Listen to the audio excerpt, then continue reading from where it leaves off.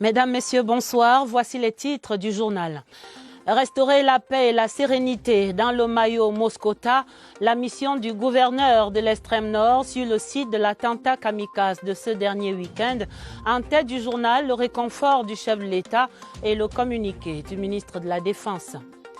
Restaurer la crédibilité du baccalauréat 2020, les candidats des bacs C, D et TI repassaient ce lundi des épreuves entachées par la fraude. Nous ferons le point de quelques centres d'examen dans ce 20h30. Et puis, il faut restaurer l'équilibre des finances de l'État par une meilleure performance des entreprises publiques. Le projet de budget 2021 exige une plus grande rentabilité de ces entités publiques. Le 20h30 ouvre le dossier sur les mutations en perspective. Voilà pour les titres. Développement après ceci.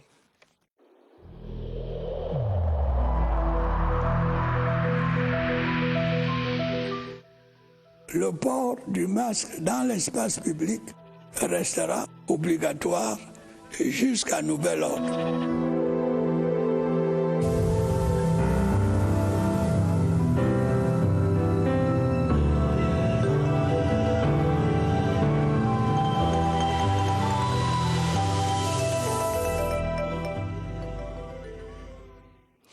Ouvrons avec ce communiqué du ministre délégué à la présidence chargé de la Défense qui annonce que dans la nuit du samedi 1er au dimanche 2 août 2020, aux environs de 23h30, plusieurs terroristes non identifiés, dont 2 kamikazes, se sont introduits dans le village de Ngechewe, arrondissement du Mayo Moscota, département du Marois, dans cette région de l'extrême nord. Les recherches et l'exploitation des témoins de cette tragédie ont permis d'établir avec certitude qu'il s'agit d'une attaque terroriste doublée d'attentats kamikazes. L'enquête ouverte par les autorités administratives locales et les forces de défense et de sécurité permettra de préciser les contours de cette ignoble attaque. Et ce lundi, le calme revient progressivement à Ngechewe.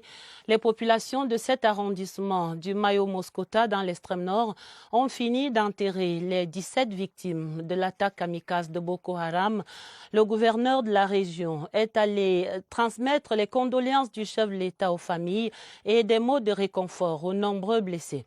Nous faisons le point de la situation avec Midji Yawa Bakari, le gouverneur, dans un entretien avec Alexis Guidjartouan de CRTV Extrême Nord. Et nous avons également enregistré un certain nombre de blessés, qui sont au nombre de 14, qui ont été référés dans les différents hôpitaux, à Mora, à Mokolo, mais également à Maroua. Surtout en cette période où les pluies sont arrivées, ils font des incursions, des prédations. Ils sont à la recherche de denrées alimentaires. Donc, ils sont allés tomber sur un nombre de villageois qui sont dans un camp de déplacés, mais qui utilisaient des terres pour l'agriculture. Donc ils s'en sont pris à ces villageois-là en tirant sauvagement sur eux. Nous avons été dépêchés par la très haute hiérarchie, le chef de l'État, pour aller vers ces populations-là, leur présenter le message de réconfort du couple présidentiel, mais également un message de soutien, aussi bien moral que matériel. Nous allons, dans les heures qui suivent, y arriver pour porter ce haut message de réconfort, toucher du doigt ces réalités, tenir des réunions, réorganiser le comité de vigilance pour qu'elles travaillent aux côtés de nos forces de défense et de sécurité, leur apporter le renseignement et l'information pour une intervention en temps réel. Cet autre communiqué du ministre de la Défense, un aéronef de l'armée de l'air de type C-130, par une météo particulièrement difficile, est sorti de piste à l'atterrissage dans l'après-midi du dimanche 2 août 2020 à l'aéroport de Maroua-Salak, département du Diamaré, dans cette même région de l'extrême nord. L'appareil en mission commandée avait à son bord 96 occupants, dont 5 membres d'équipage et 91 personnels des forces de défense en cours de déploiement déploiement au sein de la force multinationale mixte de la Commission du bassin du lac Tchad. En dehors de légers dégâts matériels à expertiser avec minutie sur l'aéronef, aucun blessé ni une perte en vie humaine n'a été enregistré. Les enquêtes réglementaires prévues en pareille circonstance ont immédiatement été ouvertes pour déterminer les causes de ce regrettable accident. Ce sont là des communiqués signés par le capitaine de frégate Ntonfa Ngemo Cyril. Il est le chef de la division de la communication au ministère de la Défense donc. Autre chose à présent, 20 fois sur le métier. Remettez votre ouvrage des recommandations de Nicolas Boileau et adressé aux candidats des baccalauréats CD et TI qui reprenaient le chemin des salles d'examen pour composer ce lundi les épreuves de physique, chimie et sciences de la vie et de la terre. Une reprise commandée par les fraudes constatées par les autorités. Arrêt ce lundi au lycée de Nkoleton ici à Yaoundé où 700 candidats environ étaient encore sur la ligne de départ pour les 3 épreuves. Barbara Padjama raconte l'ambiance de ce lundi matin. Il revient derrière des masques de mea culpa pour corriger une fuite entre les lignes. Plus de 700 candidats inscrits au centre de Koleton saisissent cette deuxième chance pour viser juste. Les lacunes que j'ai eues, j'ai pu les combler et maintenant je peux bien composer. J'ai bien étudié et je vais pouvoir écrire quelque chose. Les séries D, C et TI ont parcouru aujourd'hui les copies de physique et de chimie. Pour les sciences de la vie et de la terre, la réflexion c'est pour demain. Pour les encadreurs, on a gommé l'erreur et tourné la page. Ce matin, je vais dire, les candidats sont revenus, ils sont sereins et prêts à affronter les nouvelles épreuves qui vont leur être soumises. Quant aux épreuves, c'est la sécurité totale. Même la hiérarchie a un œil sur le grill.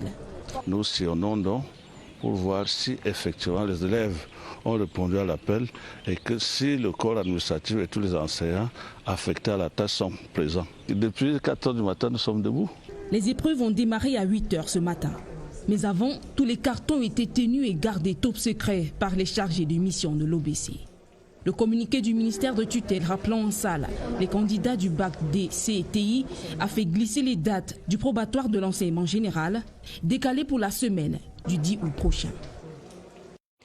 Cette reprise de 3 épreuves du baccalauréat 2020 était effective à travers le territoire national, allant dans la région du Nord-Ouest, à Bamenda précisément, où des candidats apprécient les nouvelles épreuves proposées. On dit là-bas plus corsées qu'à la saison normale. Allons le voir dans ce reportage de Valentin Kouadeux à Bamenda.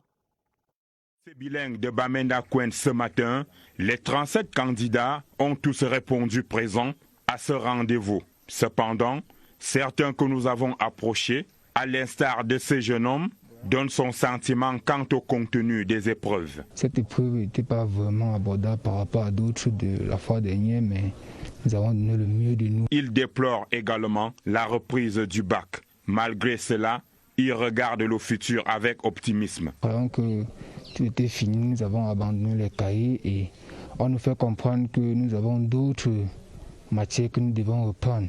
Vu que ce n'était pas facile, mais nous espérons atteindre notre but pour avoir le baccalauréat 2019-2020.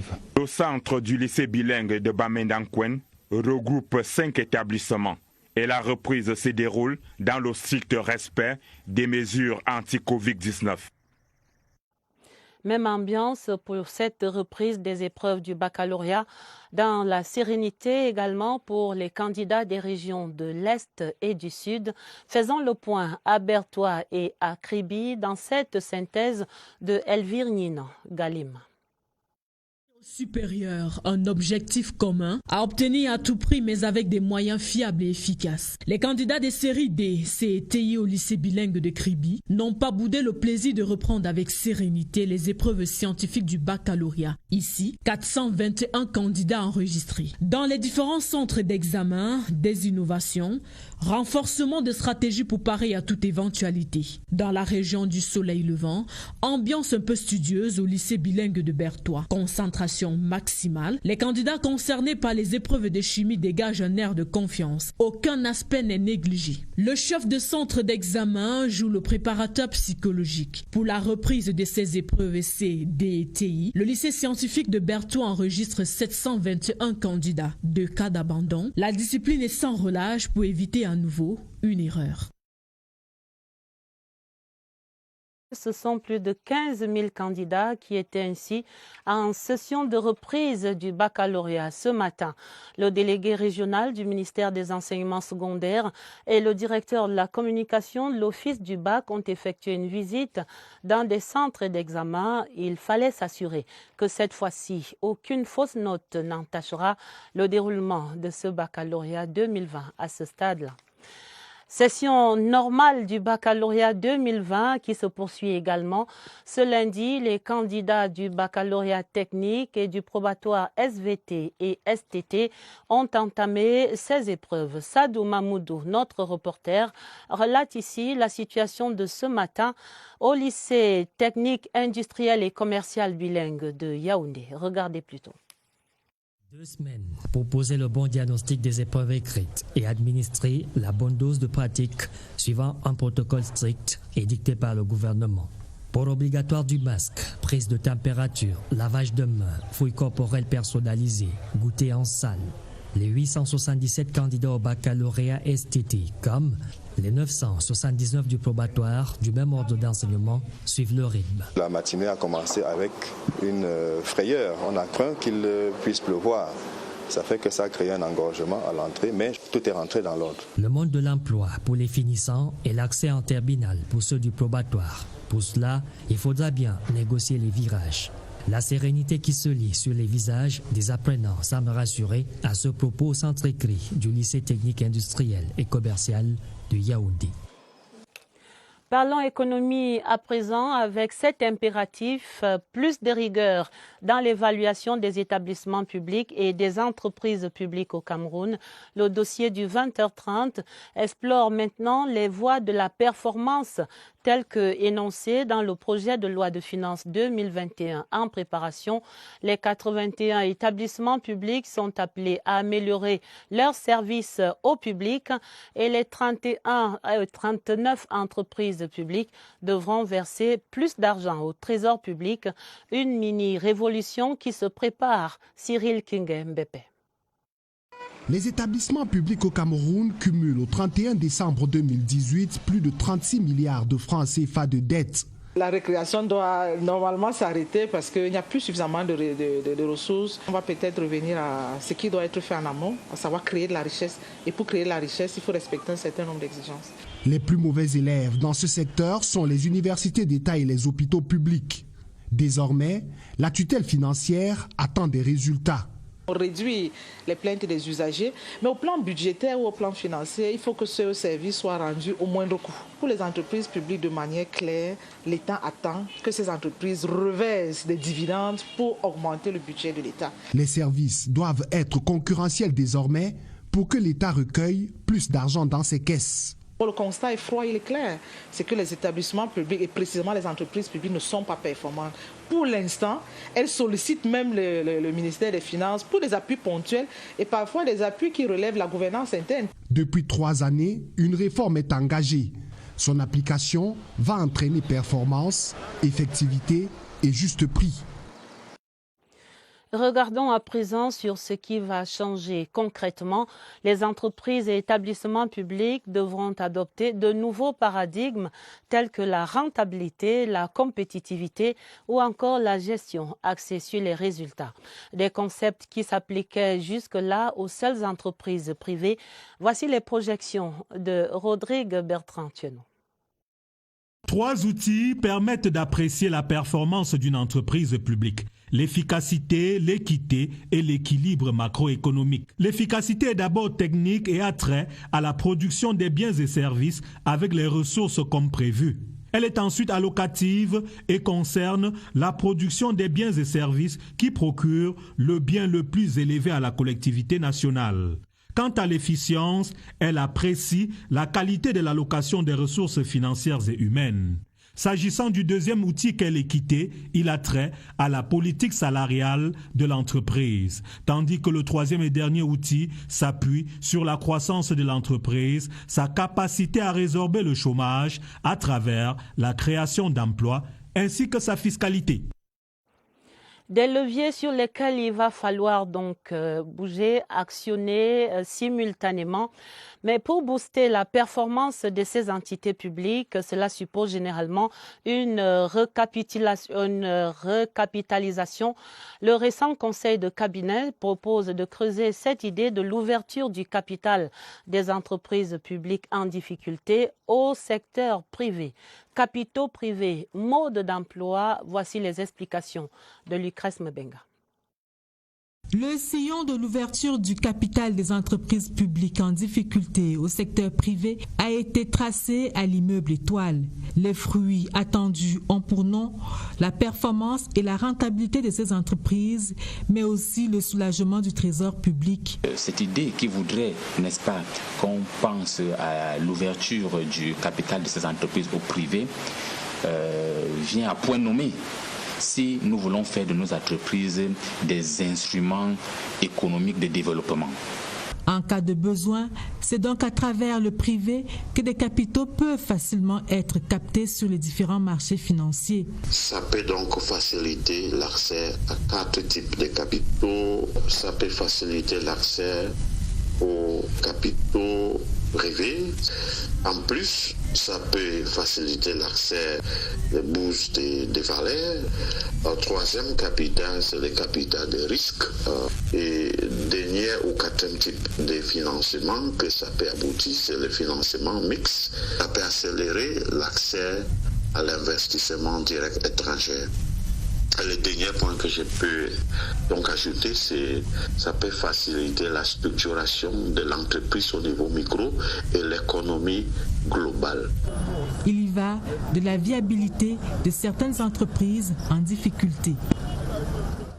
Allons à Douala à présent, et dans cette capitale économique, le désordre urbain a fait son lit le long de nombreux axes, dont le trajet de la Total Kolbon au stade de Japoma, une voie longue de 4 km qui est envahie maintenant par des vendeurs de vivres frais. Ils encombrent l'accès au stade littéralement. Les autorités municipales de Douala 3e sont donc vent debout pour déguerpir ces occupants anarchiques. À Douala, chose vue et entendue sur cet axe avec Léon Bertrand Tanifo. Pour de nombreux observateurs, le désordre urbain est assurément la grande malédiction de Douala. Ici, quand la route passe, l'anarchie suit.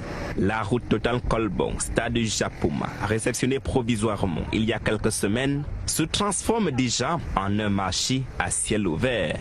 Dépôts d'ordures incontrôlés, apparition sporadique des stationnements, ateliers de menuiserie sur le trottoir, commerce des fruits et des vêtements, tout semble se mettre en place pour faire perdre à l'infrastructure tout son prestige. Douala est une ville de business et tous les lieux sont bons pour pratiquer une activité rentable. Seulement cette anarchie porte un sérieux coup à l'entretien du patrimoine.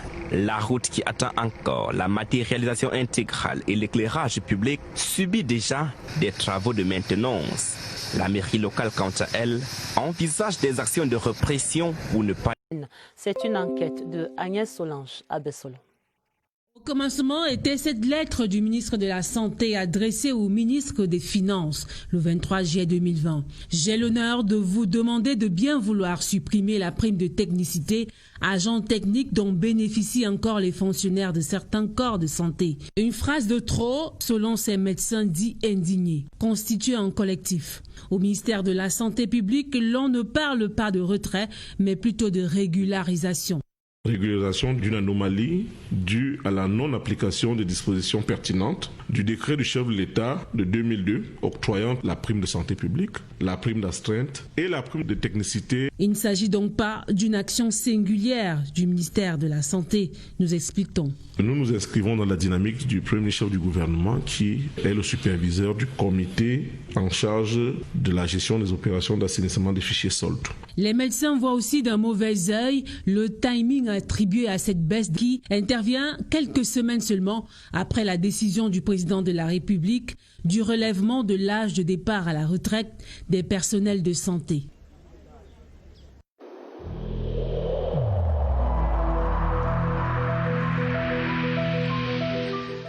N'oublions pas que la négligence d'une seule personne peut nuire gravement à l'ensemble de la communauté.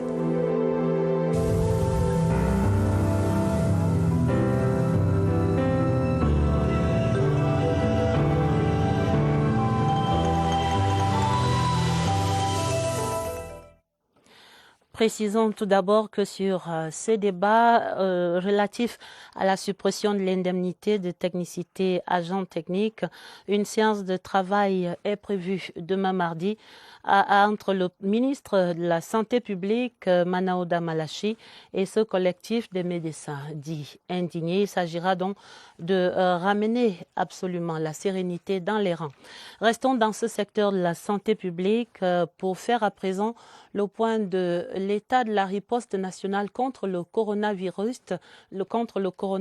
comme elle va.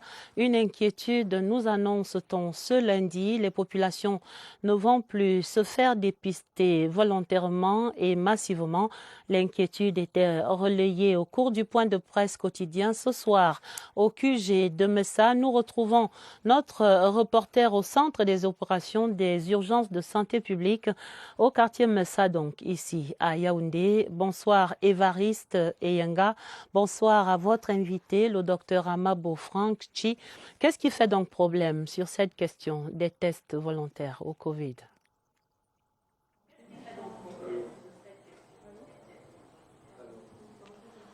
Bonsoir Adèle, l'orateur de ce soir, le docteur Alain-Georges Etundimbala, ne s'est pas limité à faire ce constat que vous venez de présenter si bien, constat de l'abandon des postes de dépistage volontaire par les populations, mais il a proposé un remède à la chose. Il invite les communautés à jouer leur rôle de relais dans la sensibilisation. Si chacun individuellement dans sa communauté pouvait encourager son voisin, encourager son frère, son collègue à se rendre vers les postes de dépistage dès lors que celui-ci présenterait un ou plusieurs symptômes de la maladie. Le coronavirus Covid-19 en communauté nous intéresse ce soir dans l'entretien que nous accorde le docteur Amabo Frank Chi. Bonsoir docteur. Bonsoir Évariste. Vous êtes médecin épidémiologiste.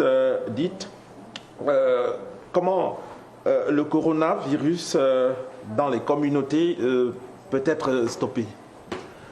Merci Évariste. Vu cette transmission communautaire, sous l'impulsion du ministre de la Santé, il y a eu des interventions sur 5 domaines pour pouvoir contrer cela, notamment l'allocation des ressources au niveau des concentrés, la prise en charge des cas au sein des domiciles, le dépistage par des caravanes vers la population, la sensibilisation de proximité, mais également le renforcement de la surveillance par une surveillance fondée sur les événements. La surveillance, de quoi s'agit-il en fait?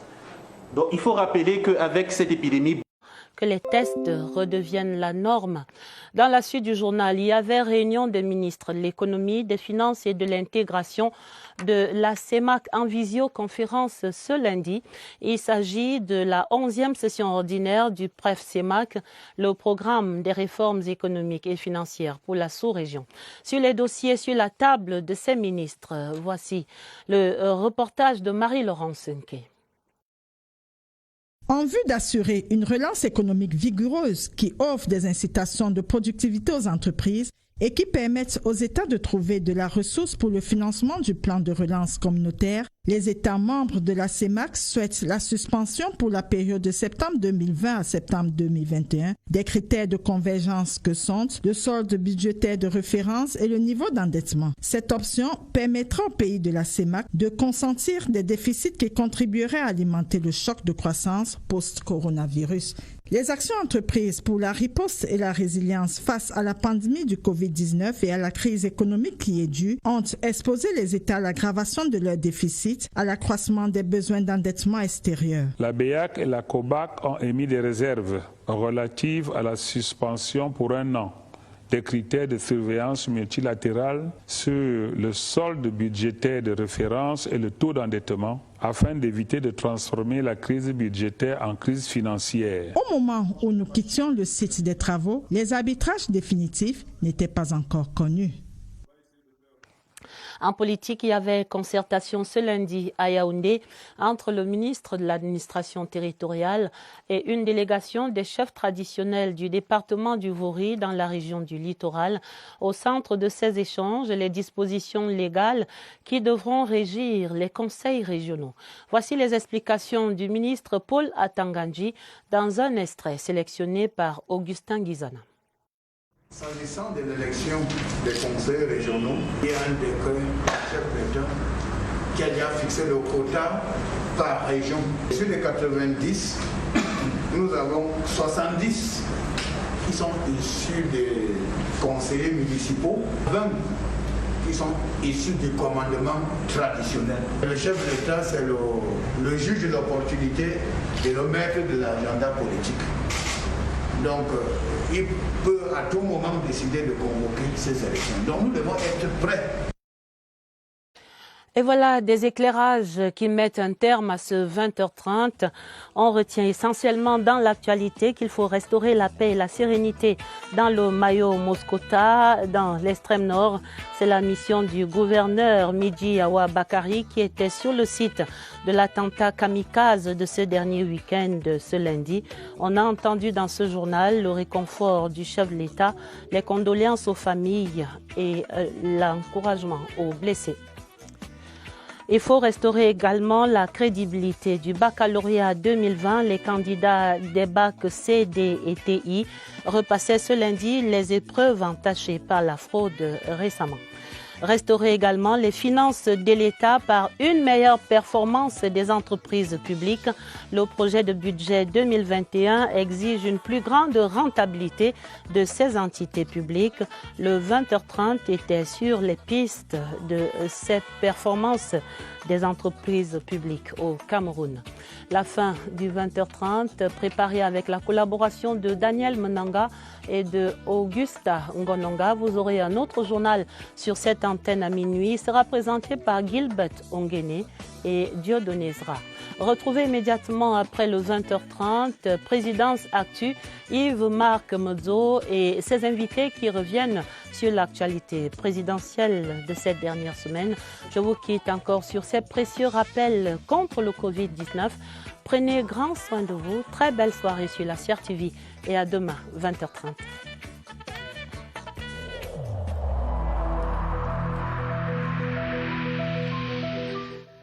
Il est essentiel que les mesures qui ont été indiquées soient absolument respectées par chacun de nous. Lavez-vous régulièrement les mains à l'eau et au savon ou à l'aide d'un gel hydroalcoolique. Restez à au moins 1 mètre de distance des autres personnes, surtout si elles toussent, éternuent ou ont de la fièvre. Si vous avez de la fièvre, de la toux ou des difficultés à respirer, consultez un médecin.